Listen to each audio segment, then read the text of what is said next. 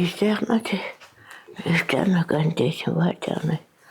Երիտասարդ Էնզելայի լուսանկարներն են, ում թորներն ու ծորները զելոտատ են կանչում ու հատկապես այս օրերին լսում ջարդերի ահասարսուր պատմությունները, որոնք միայն 1915 թվականին չեն վերաբերում։ Զելոտատը երիտթուրքական ու քեմալական ջարդերի պատմությունները լսել է մորից եւ ամուսնու ծնողներից, թե ինչպես էին թողել Մանանայի երգիրը։ Գիտես ինչ խաղություն էր,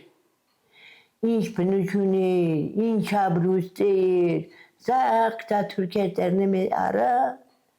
մեզից սպանի լալինի կանք։ Մինչև 1920-ականներ տևած հայասպանության դառն ու դաժան պատմությունները ապրել են նաև Շիրակի մարզի տարբեր գյուղերում։ Լեռնակերտ գյուղից է Զելոտատը, որտեղ թուրքի մահաբեր սրի տակով անցել են 300 բնակիչներ։ Յարե 300 Պիրատ էդ մարակն ու էդ մարակն բալցրատ էդան վրեն։ Մինակ էդ մեկ մարդն իմ կեցերի քերու տղի։ Էդի բոգվա էդ մարակի դուզայիգե։ Իրանք սուրբ ունին, քտին օրի էդ սուրբն այլան ազատ է էլի։ Գիտություն չկար օրի լինի թուրքի դեմ կրվին։ Թուրքերն հետևի կուքին,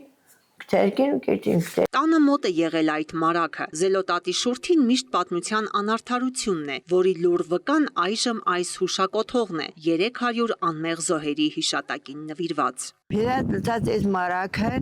մարակի դուրն փագած ու հելա տանիքից Այդ տանիքն մեծ գերան, փեծերով, քարերով, էդի լրիվ քարերն, էդ փեծան խوان, բալցրած էդ 300 հիվրեն։ Գյուղի երիտասարդների հետ այստեղ շատ է լինում, սովորեցնում, որ պատմությունը մոռանալը մեղք է, հետո կանգնում այս հուշակոթողի մոտ ու Աստծուց միայն խաղաղություն է խնդրում։ Ալա Բաղդասարյան, Խան Հովհաննիսյան, ժամը լրատվական, Գյումրի։